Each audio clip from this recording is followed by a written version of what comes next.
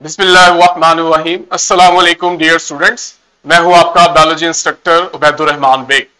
बच्चों, 9th grade biology में आज जो एसएलओ हम कवर करने जा रहे हैं वो ये हमारे पास डोमेन ए का एसएलओ नंबर 5 है। एसएलओ हमसे डिमांड कर रहा है कि हम रिलेट करें बायोलॉजी को। किस तरह के बायोलॉजी जो है it connects with other natural sciences. ठीक है, बायो जो है ये दूसरी साइंसेस जैसे फिजिक्स केमिस्ट्री है इनके साथ रिलेट करती है। हम बायो को आइसोलेशन में नहीं पढ़ते। ठीक है, फिर आगे एसएलओ हमें कहते हैं जो स्टूडेंट्स है ना they should be able to distinguish, वो इस बात में फर्क करने के काबिल हों। किस बात में? In terms of broad subject matter given below, कि जो सब्जेक्ट्स नीचे आपको बताए जा रहे हैं इनमें उन्हें वाज़ेह फर्क करना आता हो, उन्हें पता हो कि बायो कैसे दूसरी साइंसेस के साथ रिलेट कर रही है। कौन कौन सी है साइंसेस? बायोफिजिक्स है, हम देखेंगे कि बायो और फिजिक्स कैसे आपस में लिंक करते हैं। बायोकेमिस्ट्री है, जब आपने दो चीजें पढ़ ली तो आपको बड़ा वाज़ेह फर्क होना चाहिए कि बायो किस तरह केमिस्ट्री से रिलेट कर रही है और किस तरह वो फिजिक्स से रिलेट कर रही है। ये जो सेकंड लाइन है उसका मतलब ये है। आगे आपके पास कंप्यूटेशनल बायोलॉजी है, बायोजियोग्राफी है, बायोस्टैटिस्टिक है, बायोटेक्नोलॉजी और बायोइकोनॉमिक्स। ये 7 कैटेगरीज हैं जिसमें हम बायो को डिफरेंट फील्ड्स के साथ रिलेट करने जा रहे हैं। इंपॉर्टेंट है। ठीक है, अभी जो पीछे सब फील्ड्स पढ़ी हैं वो भी शॉर्ट के लिए इंपॉर्टेंट है। ये जरा ज्यादा टेक्निकल है कि आप बायो को लिंक कर रहे हो दूसरी फील्ड्स के साथ। हमें जरूरत क्यों पड़ती है? अब बायो में तो हमने लिविंग ऑर्गेनिज्म को पढ़ना है। अब आप उसे फिजिक्स के साथ मिलाओ, केमिस्ट्री के साथ मिलाओ, कंप्यूटर के साथ मिलाओ, मैथ के साथ मिलाओ, पढ़ना तो आपने लिविंग ऑर्गेनिजम्स को है। हमें जरूरत इसलिए पड़ती है कि जब हम लिविंग ऑर्गेनिजम्स को पढ़ते हैं तो हमें बाज़ औक़ात लिविंग ऑर्गेनिज्म के अंदर कुछ प्रोसेस, कुछ फेनोमेना ऐसे मिलते हैं जिसे आप सिर्फ बायो की मदद से एक्सप्लेन नहीं कर पाते। यहां फिर हमें जरूरत पड़ती है कि हम बायो के साथ बाकी डिग्रीज को भी रिलेट करें। ठीक है, ताकि हम साइंस को, नेचर को ज्यादा बेहतर तरीके से अंडरस्टैंड कर सकें। ठीक है, साथ ही साथ हम लाइफ को, जो हमारा मेन पर्पस है बायो में, कि हम लाइफ को अंडरस्टैंड कर सकें। ठीक, और लास्ट में हम अंडरस्टैंड करें कि लिविंग ऑर्गेनिजम्स अपनी सराउंडिंग के साथ, एनवायरमेंट के साथ किस तरह रिलेट करते हैं। ठीक है, ये बात पहले भी कही जा चुकी है, मैं दोबारा रिपीट कर रहा हूं कि आपके पास एनिमेशन लगाएं, आपके पास जो लिविंग ऑर्गेनिजम्स हैं ये अपने माहौल पे असरअंदाज होते हैं और माहौल इन पे असरअंदाज होता है, जिसमें मैं आपको अक्सर ह्यूमन की एग्जांपल देता हूं कि हम किस तरह अपनी कम्युनिटी में, अपनी सराउंडिंग में, इकोसिस्टम के अंदर पोल्यूशन क्रिएट कर रहे हैं, अपने सराउंडिंग को, इकोसिस्टम को इफेक्ट कर रहे हैं। ये आपके पास एक एनिमेशन है। डायरेक्ट टॉपिक पर जाने से पहले ये एक एनिमेशन है और मैं बता देता हूं कि इसकी एग्जाम्पल मैंने आपको बायोफिजिक्स में पढ़ानी है, यानी बायो और फिजिक्स इकट्ठे हैं। आप में से कोई मुझे देख के बता सकते हैं ये जो स्क्रीन पे स्ट्रक्चर शो हो रहा है ये क्या चीज है? किस चीज का स्ट्रक्चर आपको नजर आ रहा है?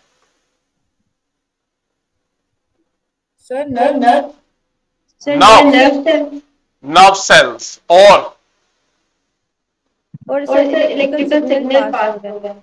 वेरी गुड, फातिमा ने लगता है वीडियो देखी हुई है ना फातिमा? No sir. चलो और अच्छा है। हाँ जी, जोहा ने,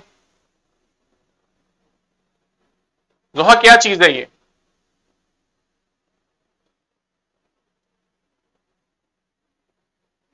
न्यूरॉन। गुड, शाबाश।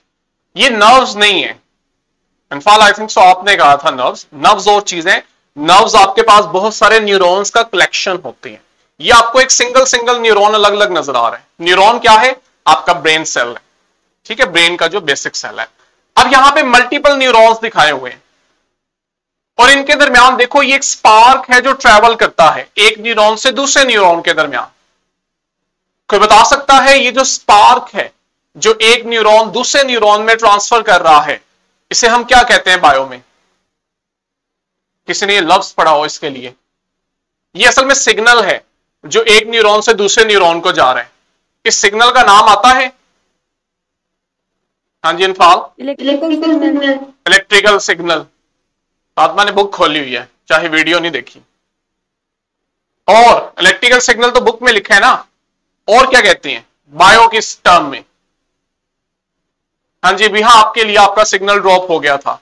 यहां आपके पास न्यूरॉन्स दिखाए हुए हैं, ये न्यूरॉन्स एक दूसरे के साथ कम्युनिकेट कर रहे हैं थ्रू अ सिग्नल। ये जो स्पार्क नजर आ रहा है, इस सिग्नल को, ये इलेक्ट्रिकल सिग्नल होता है बाय नेचर, इस सिग्नल को हम बायो में क्या कहते हैं? एनीवन?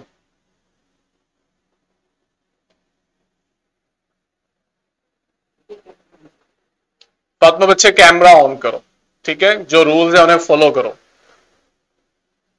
चाहे साइड पे कर दो लेकिन कैमरा ऑन होना चाहिए। No idea? इसको हम नर्व इंपल्स कहते हैं। हो सकता है आपने पिछले ग्रेड्स में ना पढ़ा हो, लेकिन अब आपको आइडिया होना चाहिए, ठीक है। न्यूरॉन्स जब आपस में कम्युनिकेट करते हैं तो जो सिग्नल जनरेट होता है इलेक्ट्रिकल सिग्नल, इसे हम नर्व इंपल्स कहते हैं। अब न्यूरॉन नर्व इंपल्स की मदद से एक दूसरे के साथ कम्युनिकेट कर रहे हैं। अब मैं आपको ये रियलाइज करवाऊंगा कि किस तरह से जब आप नर्व इंपल्स को पढ़ रहे हो, ये कैसे जनरेट हो रही है, कैसे ट्रांसफर हो रही है, तो ये असल में आप बायो और फिजिक्स को मिला रहे हो। मैं आपसे क्वेश्चन इसलिए नहीं करूंगा कि मुझे पता है माइट भी आप लोगों ने ये चीज अभी नहीं पढ़ी हुई, आपके लिए नहीं है, लेकिन एक फिनोमेना आपको समझा दिया है। अब आओ स्लाइड्स के ऊपर, अब हम इसको अंडरस्टैंड करते हैं। ये देखो, फिजिक्स क्या है हमारे पास? It is the application of physical principles to biological problems. Problem से मतलब है कि बायो का कोई फिनोमेना है जिसे आप समझना चाह रहे हो। अगर आप उसे समझने के लिए फिजिक्स का सहारा ले रहे हो, फिजिक्स के रूल्स अप्लाई कर रहे हो, तो आप बायोफिजिक्स पढ़ रहे हो, ठीक है। जब आप फिजिक्स के लॉस को बायो पे, लिविंग ऑर्गेनिजम्स पे अप्लाई करते हो, तो आप बायोफिजिक्स पढ़ते हो।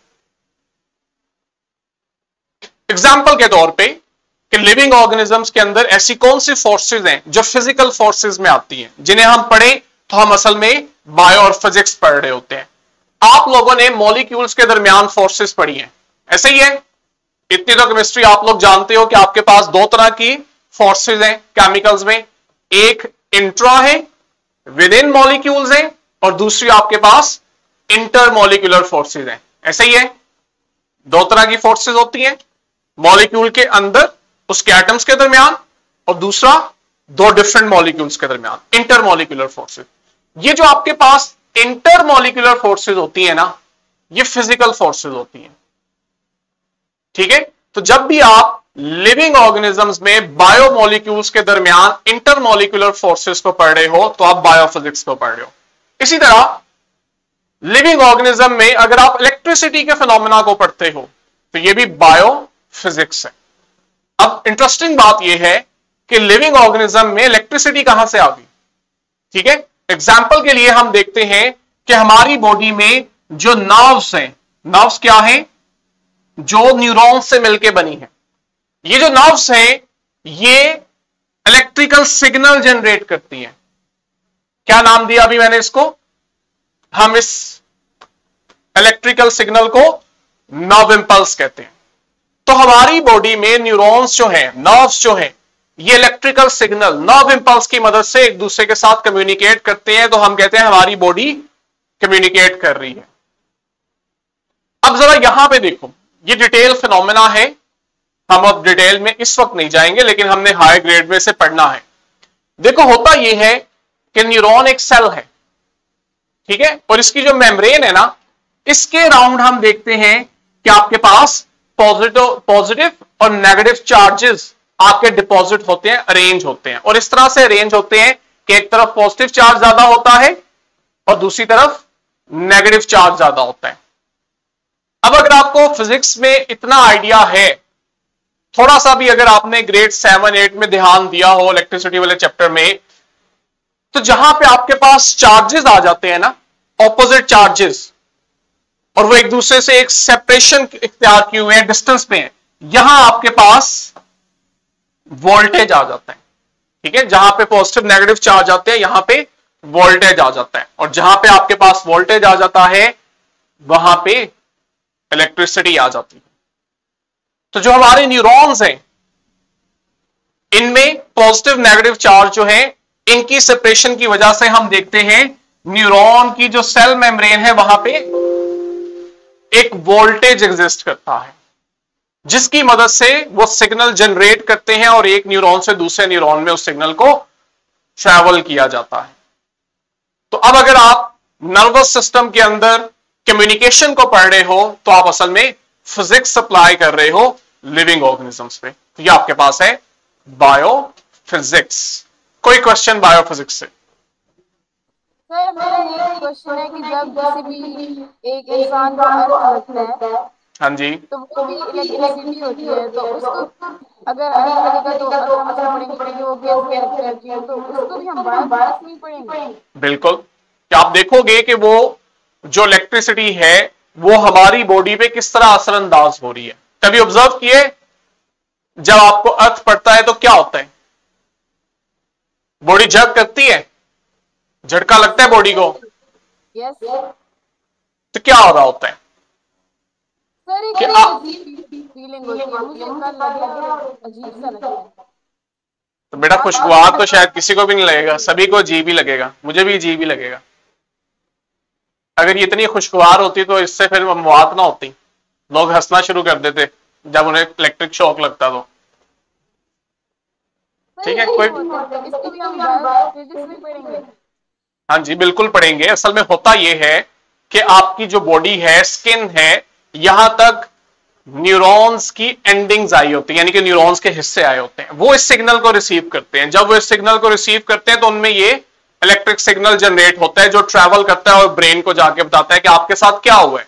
और ब्रेन से फिर आगे आपके पास या स्पाइनल कॉर्ड से सिग्नल आता है आपकी बॉडी के मसल्स को, जब वो कंट्रैक्ट करते हैं और खुद को उस चीज से दूर करने की कोशिश करते हैं जिससे उन्हें स्पार्क लगा होता है।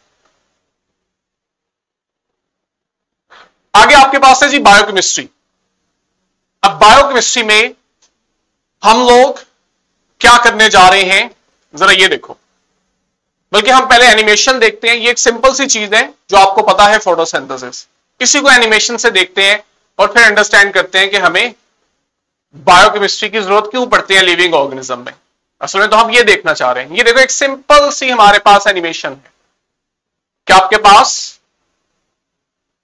सॉइल से वाटर, एयर से कार्बन डाइऑक्साइड और एटमॉस्फेयर से सनलाइट आ रही है। प्लांट्स क्या कर रहे हैं? सनलाइट को एब्जॉर्ब कर रहे हैं और पानी और कार्बन डाइऑक्साइड को रिएक्ट करवा के ग्लूकोज बना रहे हैं और साथ ऑक्सीजन बना रहे हैं, और वो ऑक्सीजन एटमॉस्फेयर के अंदर रिलीज कर दी जाती है। बेसिक है, हमें आइडिया है। यही चीज अब मैंने स्लाइड में भी दिखाई है। ठीक है, अब जब आप स्लाइड में देख रहे हो सोलर एनर्जी, सनलाइट आ रहे हैं, इसको येलो कर दें।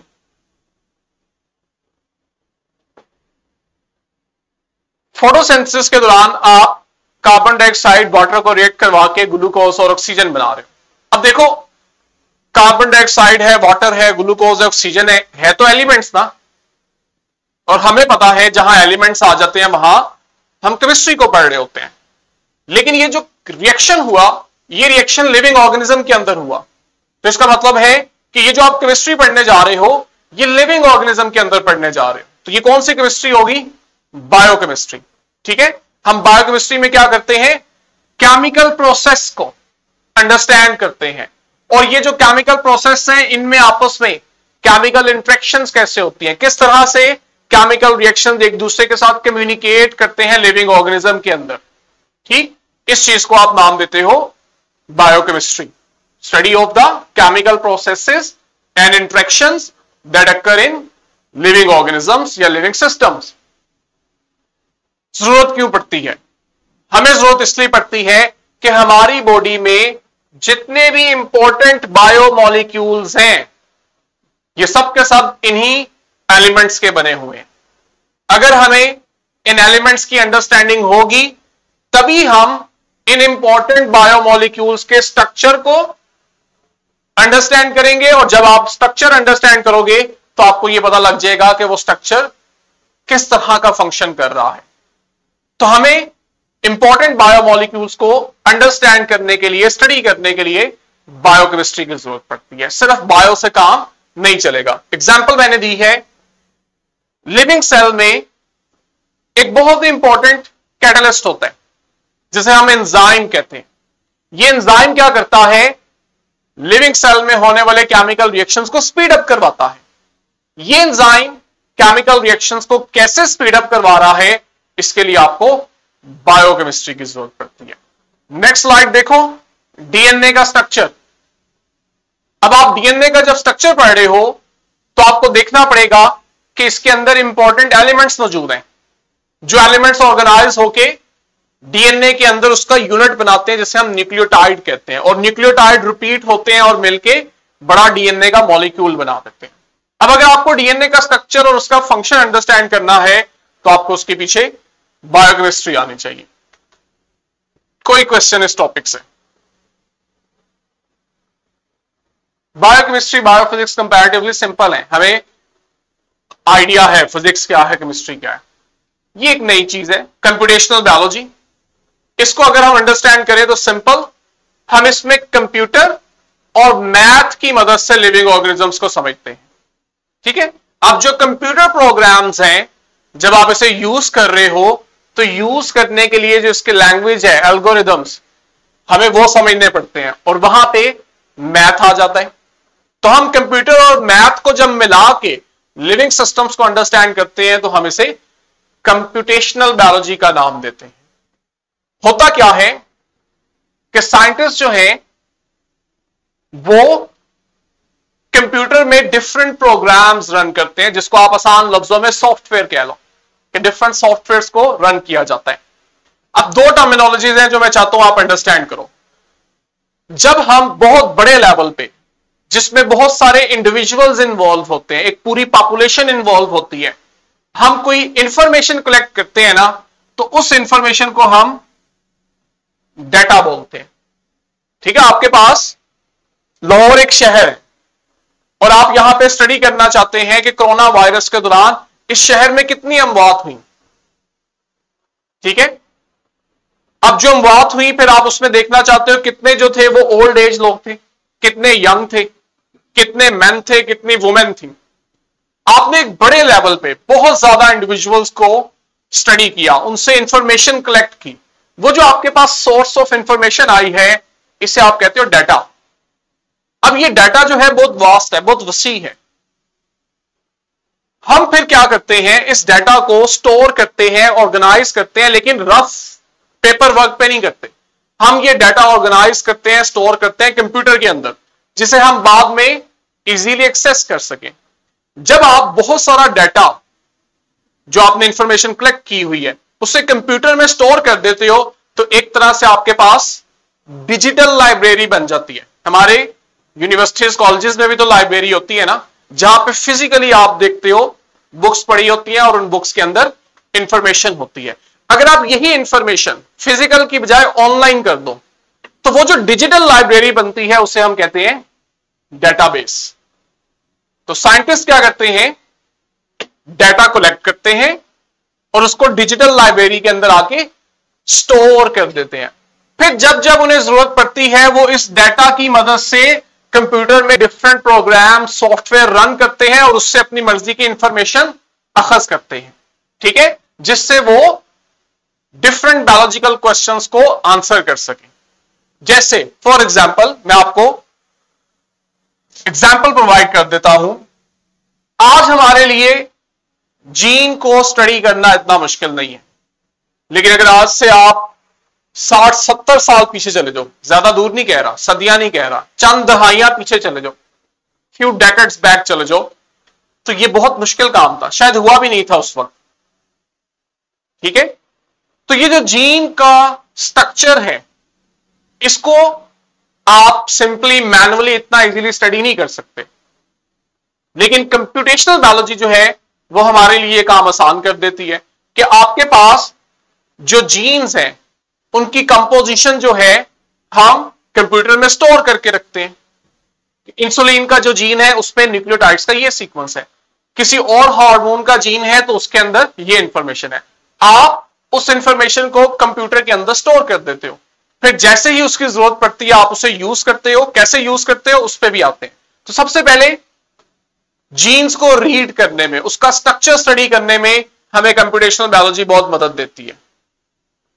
जब आपने जीन की इंफॉर्मेशन मालूम कर ली ना, तो हमें पता है कि ये जीन यूज होती है प्रोटीन बनाने के लिए। अब एक तरीका, पुराना तरीका तो ये है कि आप उस जीन से वो प्रोटीन बनाओ, उस प्रोटीन को सेल से निकालो, फिर डिफरेंट कॉम्प्लिकेटेड टेक्निक्स के थ्रू उस प्रोटीन का स्ट्रक्चर स्टडी करो कि ये प्रोटीन बनी कैसे हुई है, इसका स्ट्रक्चर क्या है। यह आसान तरीका अब यह है कि हमने कंप्यूटर के अंदर ऐसे प्रोग्राम सॉफ्टवेयर बना लिए हैं कि हम उसे जीन का स्ट्रक्चर बताते हैं कि ये जीन है, और उससे हम पूछते हैं कि हमें बताओ कि ये जीन किस तरह की प्रोटीन बनाएगी, और कंप्यूटेशनल बायोलॉजी की मदद से हम देखते हैं कि हमें उस प्रोटीन का एक गेस स्ट्रक्चर बना दिया जाता है कि ये प्रोटीन कुछ इस तरह की होगी, इसका स्ट्रक्चर ऐसा होगा, जो कि रियल स्ट्रक्चर के बहुत करीब तर होता है। तो देखो, हमने वो एक मैनुअल हेक्टिक रूटीन से या एक्सपेरिमेंटल प्रैक्टिस से जान छुड़ा ली, और कंप्यूटेशनल बायोलॉजी ने हमें वो काम इजीली सॉफ्टवेयर के थ्रू करके दे दिया। तो ये आपके पास कंप्यूटेशनल बायोलॉजी है। ये देखो आपकी स्क्रीन पे, ये कंप्यूटेशनल बायोलॉजी के बेनिफिट्स हैं। अब एक तरफ मैंने डायग्राम में दिखाया हुआ है कि किस तरह से हम वर्चुअल रियलिटी के थ्रू एक सेल का स्ट्रक्चर ड्रा करवा सकते हैं कंप्यूटर से, बजाय इसके कि मैं लिविंग टिश्यू से सेल लूं, उसकी स्लाइड प्रिपेयर करूं, फिर इलेक्ट्रॉन माइक्रोस्कोप में उसको लेके जाऊं और वहां से डिटेल ऑब्जर्व करूं कि ये सेल दिख किस तरह का रहा है। मेरे पास सेल की इंफॉर्मेशन है, मैं वो इंफॉर्मेशन कंप्यूटर को देता हूं और उसे कहता हूं कि मुझे इसका एक वर्चुअल इमेज बना दो, और वो मुझे एक इमेज बना देता है जिसमें मैं इजीली आपको बता देता हूं कि बच्चों ये देखो सेल ऐसा होता है, सेंटर में एक न्यूक्लियस है जो थोड़ा सा डार्क है, उसकी सराउंडिंग में मेम्ब्रेन स्ट्रक्चर्स हैं, एंडोप्लाज्मिक रेटिकुलम है, साथ आपके पास यहां पे माइटोकॉन्ड्रिया पड़े हैं। अब ये क्या चीज है? ये कंप्यूटेशनल बायोलॉजी की एप्लीकेशन है। अब इमेजिन करो कि मेरे पास कंप्यूटेशनल बायोलॉजी ना हो और मैंने आपको लिविंग सेल्स रियल लाइफ में दिखाना हो, तो मुझे किस हेक्टिक रूटीन में से गुजरना पड़ेगा। दूसरी साइड पे देखो, मेडिसिन में इसकी बड़ी अहमियत है। इस मेथड से पहले का मेथड यह है कि जो स्टूडेंट्स एमबीबीएस कर रहे हैं या इवन डॉक्टर्स जो हैं, जो रिसर्च कर रहे होते हैं ह्यूमन बॉडी के ऊपर, उन्हें एक ह्यूमन बॉडी की जरूरत पड़ती है, एक डेड ह्यूमन बॉडी चाहिए होती है जिसके वो डिफरेंट स्ट्रक्चर्स को स्टडी कर सके। या एक एमबीबीएस स्टूडेंट है तो डॉक्टर्स को ह्यूमन बॉडी पार्ट से रिकॉग्नाइज करने के लिए, उनकी पहचान दिलाने के लिए कि कौन सा बॉडी स्ट्रक्चर कहां पे पड़ा है, या कौन से नर्व या कौन सी आर्टरी कहां से गुजर रही है, एक डेड बॉडी का इस्तेमाल किया जाता है। देखो कंप्यूटेशनल बायोलॉजी ने यह काम हमारे लिए कितना आसान कर लिया है। हमारे पास ह्यूमन बॉडी की तमाम इंफॉर्मेशन है कि कौन सी बोन कहां पे है, कौन सी नर्व कहां से गुजर रही है, कौन सी आर्टरी कहां पे है, कौन सा बॉडी ऑर्गन जिस्म के किस हिस्से में पड़ा है। हम कंप्यूटर को वो सारी इंफॉर्मेशन देते हैं और उससे कहते हैं हमें एक वर्चुअल रियलिटी बना दो, और कंप्यूटर हमें वो वर्चुअल रियलिटी बना देता है।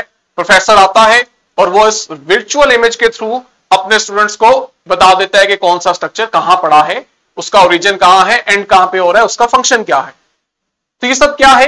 कंप्यूटेशनल बायोलॉजी, कि कहां एक डेड बॉडी चाहिए थी और कहां सिर्फ एक वर्चुअल रियलिटी से हम वही काम ले रहे हैं। इवन ये जो मैं आपके साथ कम्युनिकेट कर रहा हूं, ये सब क्या है? ये सिर्फ कंप्यूटेशनल बायोलॉजी की मदद से ही पॉसिबल है कि आप लोग कहां दूर बैठे हुए हो और कहां मैं यहां आपको उस मेथड से पढ़ा रहा हूं जो आप simple white board method use करो, ये उससे भी बेहतर मेथड है, हालांकि आप मेरे बिल्कुल सामने भी नहीं हो फिजिकली। ये सब कंप्यूटेशनल बायोलॉजी की मदद से है। कोई क्वेश्चन यहां तक?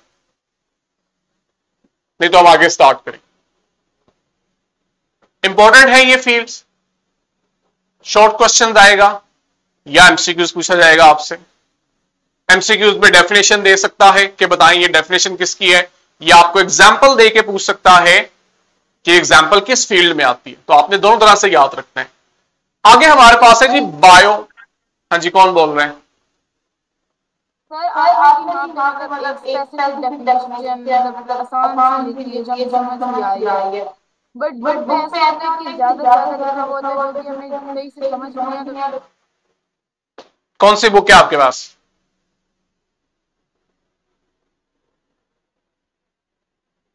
भैया कौन सी बुक है? भैया के सिग्नल चले गए। मैं आपको बता दूं बच्चों, रिकॉर्डिंग में सुन लेना कि ये जो मैं आपको लेक्चर प्रिपेयर करके दे रहा हूं ये कैंटब की बुक से है, ठीक है। और हमने इस चीज का पूरा ख्याल रखा है कि जो कैंटब की बुक है वो स्टूडेंट फ्रेंडली हो, बच्चा पढ़े तो उसे खुद से ही इंफॉर्मेशन अंडरस्टैंड हो जाए ज्यादा से ज्यादा, ठीक है। तो आप कैंटब की बुक लो, आपके पास हार्ड फॉर्म में भी अवेलेबल हो सकती है, ऑनलाइन आप इसे फिजिकली सॉफ्ट फॉर्म में वो भी परचेज कर सकते हो, ठीक है। इतनी एक्सपेंसिव नहीं है, इस बुक को भी अपने साथ रखो, ये आपको ज्यादा स्टूडेंट फ्रेंडली लगेगी बाकी किसी और बुक की निस्बत।